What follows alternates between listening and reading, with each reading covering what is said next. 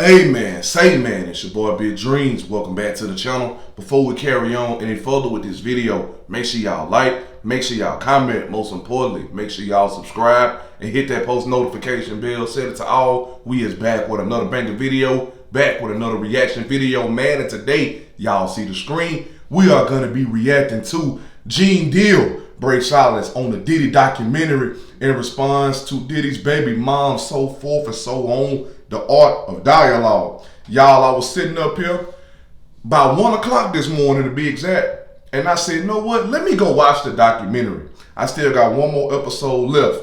Man, I was sitting up there and I said, watch, a Gene Deal interview coming out tomorrow. Watch what I say. I looked at my wife, I said, a Gene Deal interview coming out tomorrow. Not even a whole 12 hours later, Gene Deal right out speaking on the Diddy documentary. But listen, man, we finna dig in here and see what's going on. I'm not gonna make the opening of this video too long. All I ask is that y'all smash that like button so this video can rank higher in the algorithm. Go crazy in the comments. Let me know what you want me to react to. And if you watching me and you not subscribed, man, subscribe. That's all I ask. We finna go ahead and dig in, man. Make sure that volume all the way up. See what my man's got to say. Gene Deal, welcome back, my guy. Been a while, man. It has been, but I'm here, and I figured that after this 50 documentary, you'll be giving me a call. Told you I ain't turning down nothing but my collar when it comes to you. You know what I'm saying?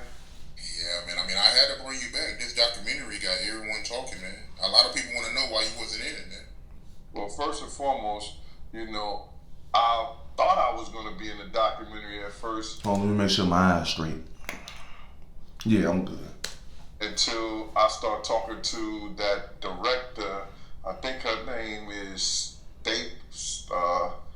Stapleton. I don't know her name. I don't know, man. Me and 50 talked like 45 minutes. The producers had been calling me and everything. So this one night, 50 called me up. And, they got him on the phone, man. He was just talking. We was talking about old time shit, sit down with Black Hands, sit down with, with Puff Kids, the whole Puff situation, and this documentary that he's going to be doing. You know what I'm saying? So I told him that I was going to, have Kirk and Tim. Kirk will be the one who talk about the business part of it. Tim would be the one who talk about the growing up phase with Diddy and everything and over there working in the record industry with him and stuff like that. They was like family. And I was gonna talk about, the street stuff, what was going on with Bad Boy, with the security, with Wolf, with the city college, with the time that I knew about when I was with him up until about early 2004 or something like that, but basically the streets and then the traveling with him and the atmosphere and everything, and then go back into the Notorious Big stuff with the Tupac and the whole 9 yards, all the stuff that I knew, you know what I'm saying? So we was talking, and he sounded like, yo, listen here, they ain't gonna spare no expense with this whole documentary. So I said, all right, cool. So what I did was I spoke to Tim and I spoke to Kirk Burrows. And I was like, yo, because I had Tim's number.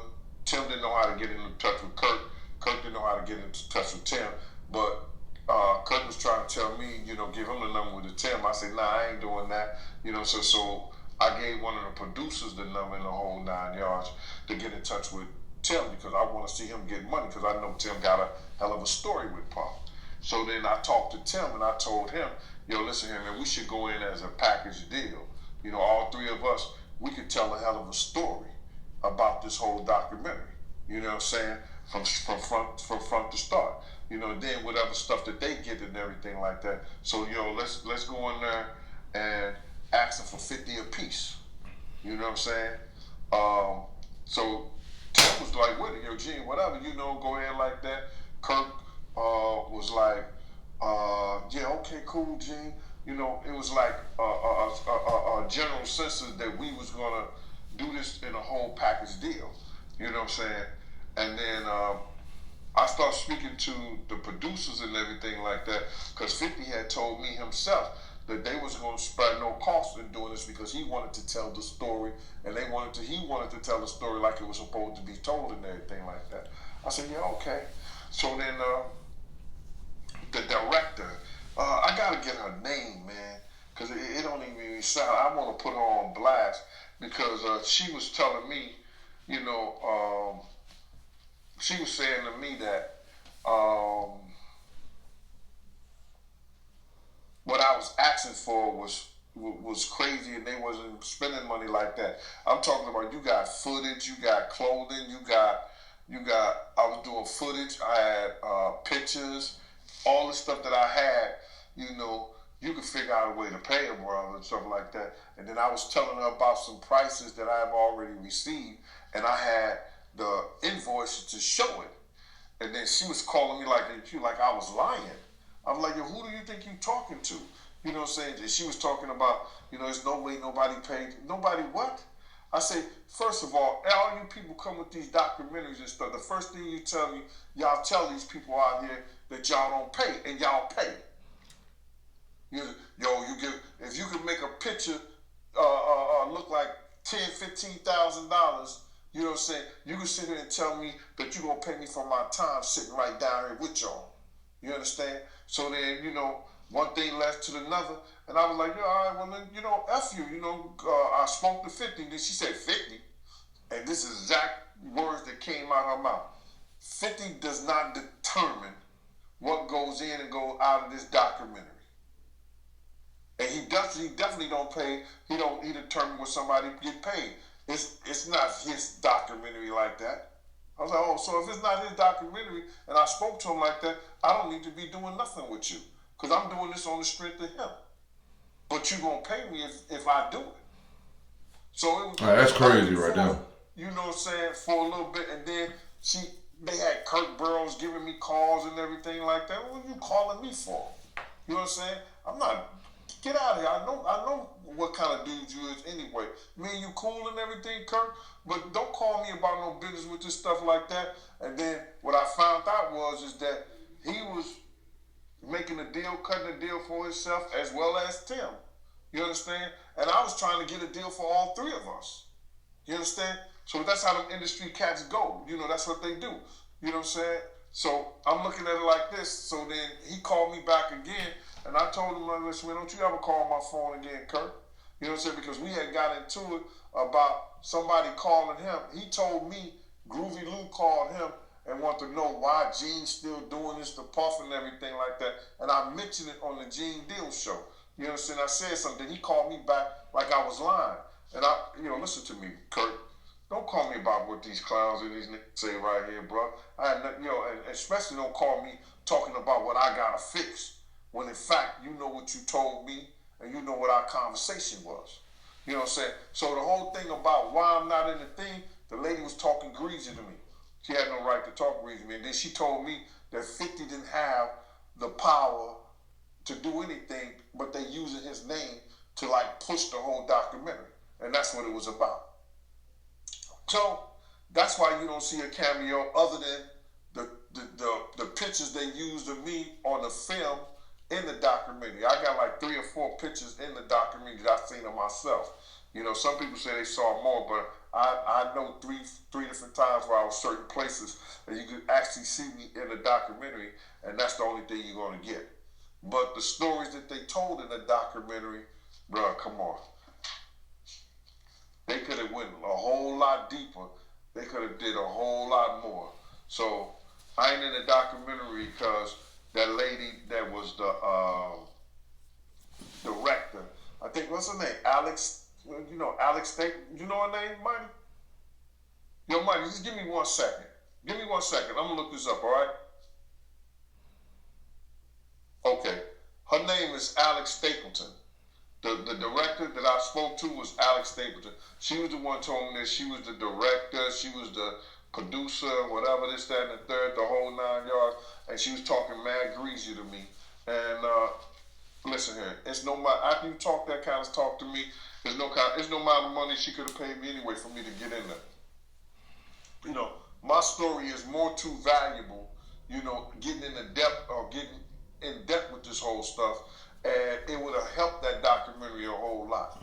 You know what I'm saying? In actuality, they used all the stuff that I told them and did it the way that I was saying do it. Tim Dog started off with the childhood with Puff and the whole 9 yards. Kirk Burrows do the business part, but they was trying to put people in there like Mark Curry and other people to talk about the streets and what was going on, a certain thing. But Mark could only say so much, you know what I'm saying, because he was an artist, so he wasn't with Puff like I was with him during that time when we was running back and forth here and there and the whole 9 yards. So, Miss Apple. Well, at least that answers my question, because I was sitting up there and I was watching a documentary last night, and I think it's like 4 total episodes to the documentary. I'm 2 episodes in and I'm like, golly, I ain't seen Gene Deal yet. He's supposed to be up in here because he gonna always have the most to say. You see people like Al B. Shore, you see people like Eric Sermon, you see what that girl name is? Audrey.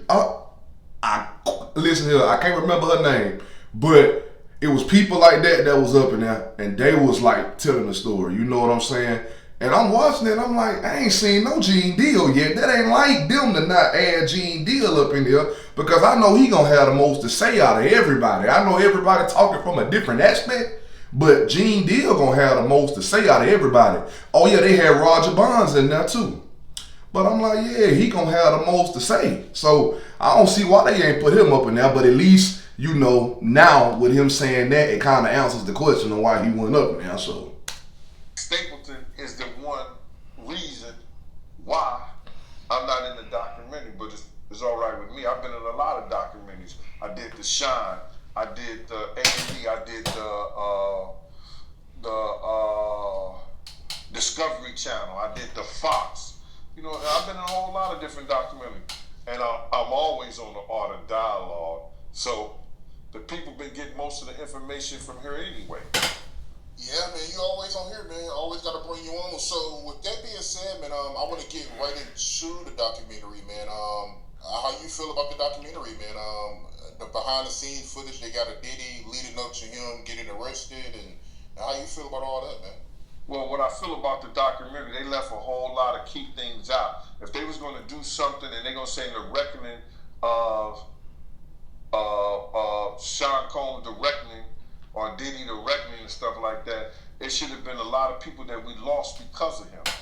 You know what I'm saying? It wasn't only Big, it wasn't only Tupac, you understand? For the atmosphere that he put those kids in, you got a guy named Anthony Wolf Jones, who's from Bad Boy, from its conception, is doing security and being one of the financiers of Puff having to have some money to keep Big and Craig Mack around before he got to Clyde Davis. You know what I'm saying? They wasn't able to tell that story because they didn't have no intel on that story or what went down, or they didn't do their investigations right, which he also led up to the reason why Wolf ain't here today. You understand? They didn't tell that story. They didn't tell a story about Jessica Rosenbaum, who was at the City College situation. You understand? When it was Puff, Heavy D, and Jessica. You know what I'm saying? Jessica was the reason why those kids lost their life, because she locked the door on those kids running down the steps. You understand? You could see her name in a news article, but they didn't mention nothing about her taking place, but they try to put Heavy D, God bless the dead, out there, and they put Puff out there. You know what I'm saying? She should have been the main one, because she is the one who locked the door on the kids. You understand? She is the one who locked the door on the kids, and all those kids lost their life. Had she not locked those doors, not one kid would have lost their life. Not one kid would have lost their life. And that's what happened. So the feeling that I have about the documentary, man, it was just old news, and they took a couple of with the footage from Puff from the days that's leading up him to get arrested, and the incidents with the people from the courts, the two people from the courts. So it was nothing new. It was put together pretty good, but it was nothing new that we didn't know. It ain't nothing new that we didn't know, bro. And they could have did a whole lot better. They could have got into the fact of they was talking about they was going to, they was going to spend some money on it and stuff like that. They could have got into the fact of who actually made that payment, because they put it all in the documentary. Who made that payment to get Tupac eliminated? If that was the payment that they had alluded to. So, like in the documentary, it's alright, bro. You know what I'm saying? But you watch it once, it don't get no second look. It don't get no second take. It ain't nothing that say, I gotta go see that shit again. Nah, not at all. So, let me be clear on this, brother, is that I was at City College. You understand? I was there. I was doing security. My team was supposed to have the outside. Puff came to me the day before we were supposed to do the job there and told me that Heavy D didn't want us to do the security outside. I had 18 men ready to do the security outside with my dogs like I always do. People knew how we used to roll. We would have the pits, the Rottweilers, you understand?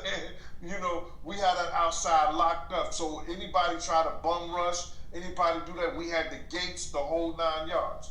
So we could stop all that. You know how people gonna get down in Harlem.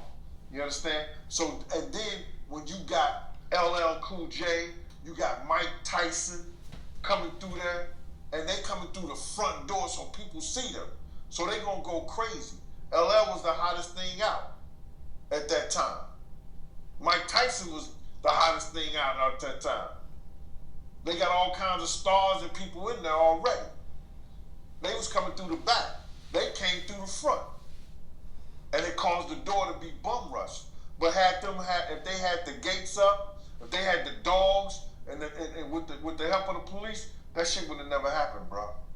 That shit would have never happened. I was there. I saw it. I saw Jessica run down the steps after she grabbed the money box because my man Eddie was protecting her. And Eddie's the one called me on the walkie-talkie and said, yo, Jessica just locked me in outside the gym, G. You couldn't go down the steps after they bum rushed the door. You understand? I had to run around the whole gym on the outside, around the gym, down the steps, run across the basketball court, and open the front door. When I opened that one door, because it pushed inside, people start squeezing through that. Then I just kept doing the doors, and people was coming in there, falling dead, right out, just falling out right there. And once they got in there, they just fell out. It was crazy, bro. It was a crazy sight. So I was there, man. So I knew more than they would put down in that documentary. You know what I'm saying? You even see me when Puff is standing up right there. You see me down there trying to do CPR on somebody, and that was a 17-year-old kid that died, bro. That was a 17-year-old kid that died. I knew his brother. His brother was sitting there crying, talking about, my mama gonna kill me. This is the first time I ever took my little brother anywhere. Terrible, man. Who do you put the blame on for that whole City College thing? Do you put it all on Diddy, or is it more people that play the part? Well, I think Puff cutting security for the outside is a big part. Second of all, the college should have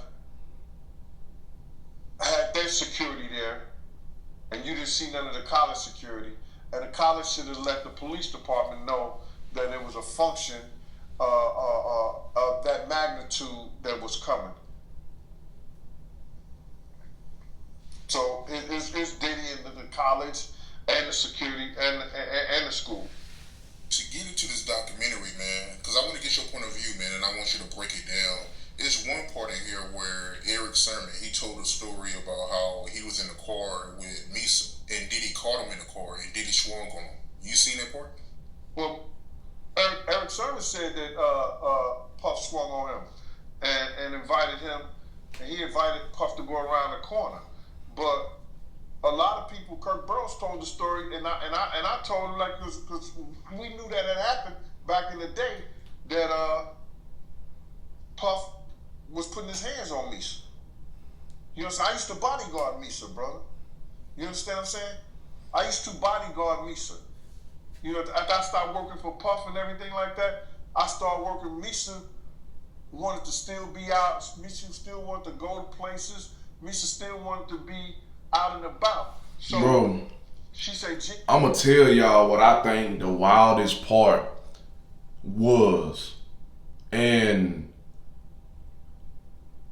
I'm not trying to spoil it. And then again, I don't even think you can really spoil this part because they done already dropped like news about the rumor on Instagram and just the internet in general. And people's been speaking about it on TikTok and things of that nature. Y'all know TikTok spoiled everything. It was a part in that documentary. I can't remember if I think it was that first to second episode. It had to be. It could have been the third, but I want to say it was that first to second episode where they was speaking on Biggie Small's funeral.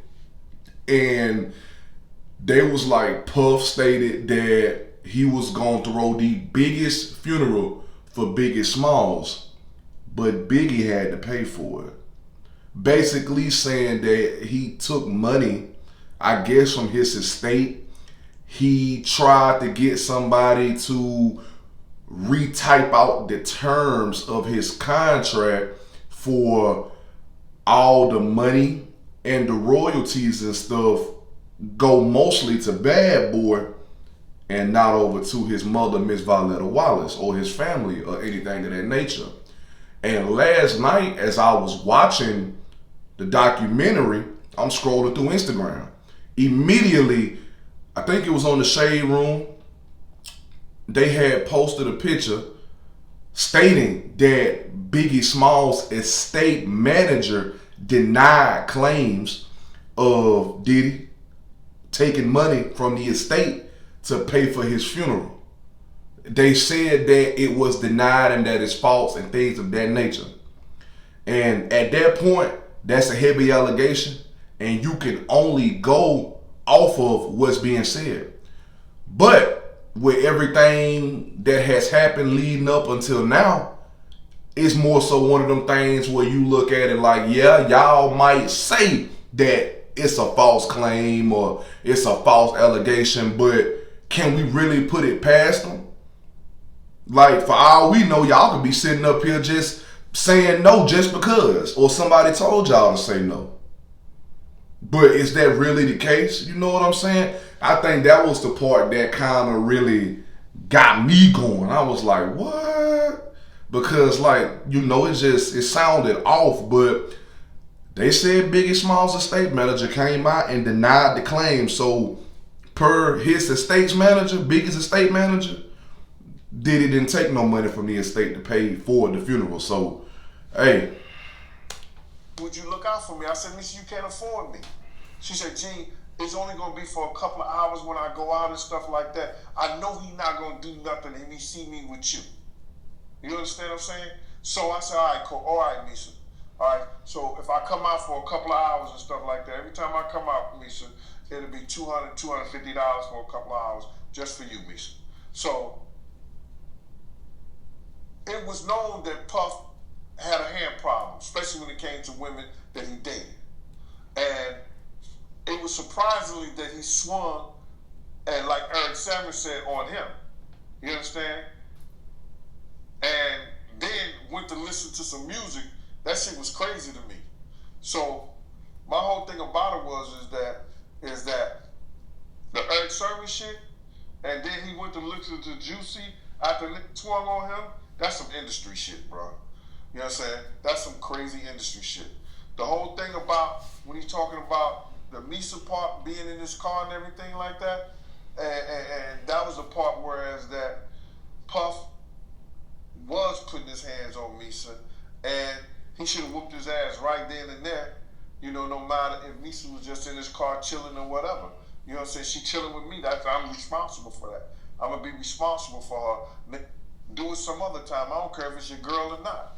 If she in my car right now, you understand, and she chilling with me, and she a friend, you ain't gonna put your hands on her and beat her like Puff was doing her. Nah, not at all. And I think that, you know, he should have took responsibility for that more so than he took responsibility of hearing a Biggie tape or Biggie music. You understand? And speaking of Misa, how you heard about the comment she made about you today?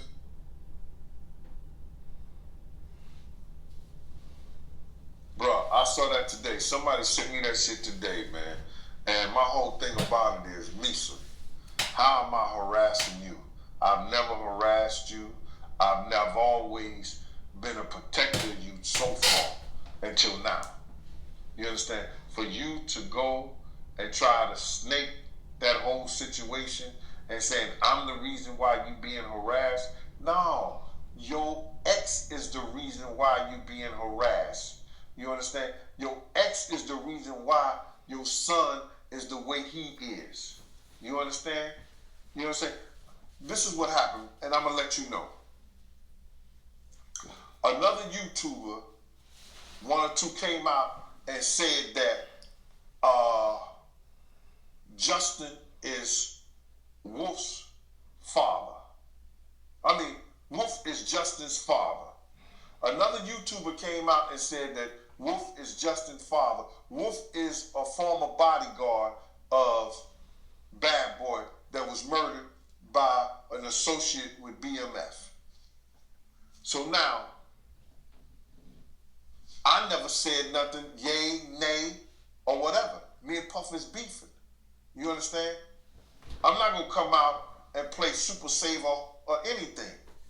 You understand? I ain't got nothing to do with it. I might allude to, maybe he is, maybe he ain't. He shoot motherfuckers in the studio. Rick was that type of dude. So, I didn't say nothing. But I know the difference. I know that he wasn't because they had a blood test. They had they did that with that paternity test and shit like that to prove that Justin was his son. Puff was mad the whole 9 yards because he had to pay Misa a large amount of child support, which he was starving her at first. He wasn't doing nothing for his son. That's why Suge Knight took that picture of Misa and Justin when he was hugging Misa, saying what the East Coast won't take care of, the West Coast will. You understand? I told everybody about that whole picture, and then everybody said I was lying and shit, and then somebody released Suge in the same clothes that he took that picture in, playing with Justin on the floor. You understand? So now, Misa is mad at me and upset with me because I didn't clarify that. You understand? It wasn't for me to clarify, Misa. I ain't harassed you not one time. I ain't harassed you when you owe me $750. I let it go. You've been having the money allegedly to pay me. You know what I'm saying? You got to deal with MCM. You could have sent me a bag. You could have did anything to make it good. But you just said, F it. Now you being harassed by Gene Deal. Gene Deal ain't never harassed you, Misa. I used to save you because you was so afraid that when you was out here giving it up on both sides of the panties trying to feed your kids, that Puck was going to find out. You know what I'm saying? About them down south niggas. About them Nolan niggas. Should I go on? Being harassed? Come on, Misa. You could do better than that. You could do better than that, Misa. You know I ain't harass you. I ain't tell none of your secrets. I ain't say nothing about you. But you want to put it out there and play a victim. It's Puff fault all this shit is happening with Justin. It's Puff fault all this shit is happening with you. You remember, Misa? When he was mad over them Nolan niggas. Y'all know who them Nolan niggas is, them New Orleans niggas. Because I ain't going to put that man business out like that. Oh, baby.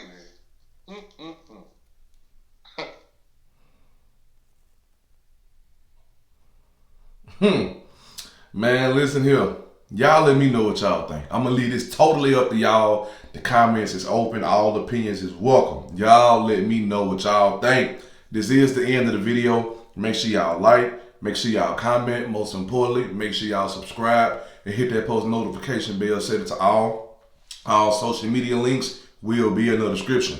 The link to the previous reaction video will be there as well. Follow me on all my social medias. Click the link to the previous reaction video and watch that whole video after you watch this whole video. Don't forget the link to the second channel will also be in the description as well. Make sure y'all go over there, subscribe, and show love because y'all will be seeing my face over there from time to time. But listen, I love y'all and I appreciate y'all for showing me love back. And we out this thing, man, for real.